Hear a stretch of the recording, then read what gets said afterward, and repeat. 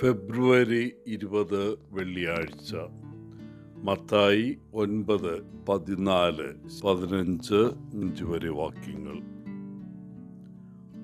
ഒരു കൂട്ടം കുരങ്ങന്മാർ ഒരു ദിവസം ഉപവസിക്കാൻ തീരുമാനിച്ചു. നമ്മൾ ഉപവാസം തുടങ്ങുന്നതിന് മുമ്പ് അത് അവസാനിപ്പിക്കാൻ കുറച്ച് ഭക്ഷണം തയ്യാറാക്കി വയ്ക്കണം. മൂപ്പൻ കുരങ്ങൻ കൽപ്പിച്ചു. എല്ലാ കുരങ്ങന്മാരും സമ്മതത്തോടെ തലയാട്ടി. ഭക്ഷണം തേടി യുവാക്കളെ അയച്ചു. പഴുത്ത വലിയ പഴക്കുലകളുമായി അവർ മടങ്ങി. നമ്മൾ ഓരോരുത്തരും നമ്മുടെ ഉപവാസം ആരംഭിക്കുന്നതിന് മുമ്പ് അവരവരുടെ വിഹിതം സൂക്ഷിക്കുന്നത് നന്നായിരിക്കുമെന്ന് ഞാൻ കരുതുന്നു. അങ്ങനെ വരുമ്പോൾ നോമ്പ് തുറന്നതിന് ശേഷം അവ വിതരണം ചെയ്യാൻ സമയം ചെലവഴിക്കേണ്ടി വരില്ല.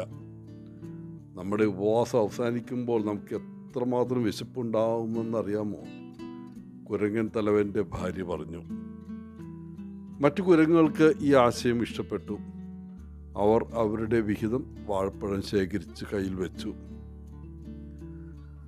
നമുക്ക് ഒരു വാഴപ്പഴം തൊലി കളഞ്ഞ് കഴിക്കാൻ തയ്യാറായി വയ്ക്കാമോ? യുവാക്കളിൽ ഒരാൾ ചോദിച്ചു. അതെ, നമുക്ക് അങ്ങനെ ചെയ്യാം, ഒരു തടിച്ച കുരങ്ങൻ വിളിച്ചു പറഞ്ഞു. ആ രുചികരമായ വാഴപ്പഴങ്ങൾ കണ്ടു തന്നെ അവന് വിശക്കുകയായിരുന്നു. ശരി, കുരങ്ങൻ തലവൻ പറഞ്ഞു, നമുക്ക് വാഴപ്പഴം തൊലി കളയാം. പക്ഷെ ഒരു സാഹചര്യത്തിലാണ് നമ്മളത് കഴിക്കരുത്. എനിക്ക് ആ വാഴപ്പഴം വായിൽ വയ്ക്കാമോ? വെറുതെ വായിൽ വയ്ക്കുകയുള്ളൂ, ഞാൻ അത് കഴിക്കില്ലെന്ന് സത്യം ചെയ്യുന്നു, പ്ലീസ്, ഒരു കൊച്ചു കുരങ്ങൻ അവൻ്റെ അപ്പനോട് ചോദിച്ചു. നമ്മളെല്ലാവരും ഒരു വാഴപ്പഴം വായിൽ വയ്ക്കുന്നത് കൊണ്ട് കുഴപ്പമൊന്നുമില്ലല്ലോ. അപ്പോൾ നോമ്പ് തുറക്കുമ്പോൾ തന്നെ നമുക്കത് ചവയ്ക്കാം, അവൻ്റെ അച്ഛൻ പറഞ്ഞു. നമ്മൾ കഴിക്കാത്തിടത്തോളം കുഴപ്പമില്ല, ചീഫ് പറഞ്ഞു. അങ്ങനെ കുരങ്ങുകൾ വാഴപ്പഴം വായിൽ വെച്ചു. കുറച്ച് കഴിഞ്ഞപ്പോൾ അവർ പരസ്പര അസ്വസ്ഥയോടെ നോക്കാൻ തുടങ്ങി. പിന്നീട് അവിടെയും ഇവിടെയും ഓരോ കളിപ്പുണ്ടായി. എല്ലാ കുരങ്ങന്മാരുടെയും മുഖത്ത് ഒരു നാണം വന്ന്, പക്ഷേ താമസിയാതെ വാഴപ്പഴം അപ്രത്യക്ഷമായി. അതോടുകൂടി കുരങ്ങുകളുടെ ഉപവാസം അവസാനിച്ചു. ഇന്നത്തെ സുവിശേഷ ഭാഗത്ത്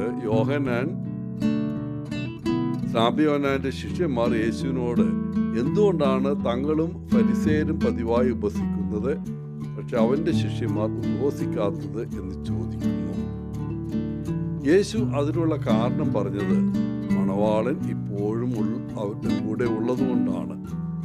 മണവാളൻ ഉള്ളപ്പോൾ ഉപവസിക്കുന്നത് സാധാരണമല്ല. യേശു മണവാളനാണ്. അവൻ സന്നിഹിതനാണെങ്കിൽ അത് ആഘോഷത്തിനുള്ള സമയമാണ്. ദുഃഖത്തിൻ്റെ അടയാളമാണ് ഉപവാസം. യേശു സ്വർഗരാജ്യം പ്രഖ്യാപിക്കുന്ന ഈ സന്തോഷകരമായ സമയത്ത് ഒരു വിവാഹ വിരുന്നിലെന്ന പോലെ ഉപവസിക്കുന്നത് അനുചിതമായിരിക്കും. എന്നാലും അതിലുപരിയായി യേശു തൻ്റെ ജീവിതത്തിൽ ഉപവാസത്തെക്കാൾ ആഴമേറിയതും പ്രധാനപ്പെട്ടതുമായ ഒന്നിലേക്ക് തൻ്റെ ശിഷ്യന്മാരുടെ ശ്രദ്ധ ക്ഷണിച്ചു. അതായത് മറ്റുള്ളവരോട് അനുകമ്പയോടെ ബന്ധപ്പെടുക, ആളുകളുടെ ജീവിതത്തിലേക്ക് സന്തോഷവും ആശ്വാസവും രോഗശാന്തിയും കൊണ്ടുവരിക. ഉപവാസം ചിലപ്പോൾ സ്വാർത്ഥ താല്പര്യമുള്ളതായിരിക്കാം. ഉപവസിക്കുന്നവർ ഞാൻ എത്ര വിശുദ്ധനാണെന്ന് നോക്കൂ എന്ന മനോഭാവം പ്രകടിപ്പിച്ച ഫരിസേയരുടെ മാതൃകയാകാം. എന്നാൽ മണവാളൻ ഇല്ലാതാകുമ്പോൾ, അതായത് യേശു ഇനി ദൃശ്യമായി ഇല്ലാതിരിക്കുമ്പോൾ തൻ്റെ ശിഷ്യന്മാർ ഉപവസിക്കുമെന്ന് അവിടുന്ന് പറയുന്നു. ആ സമയത്ത് പശ്ചാത്താപത്തിൻ്റെ ശുദ്ധീകരണത്തിൻ്റെ അടയാളമായി ഉപവസിക്കുന്നത് ഉചിതമായിരിക്കും. ഏറ്റവും പ്രധാനം കരുതലുള്ള സ്നേഹത്തിൽ എത്തിച്ചേരുക എന്നതാണ്. അതില്ലാതെ ഉപവാസത്തിന് യാതൊരു മൂല്യവുമില്ല. എല്ലാവർക്കും നല്ലൊരു നോമ്പ് ആശംസിച്ചുകൊണ്ട് ഒത്തിരി സ്നേഹത്തോടെ പോളച്ചൻ, CSSR ഫ്രം കേരള.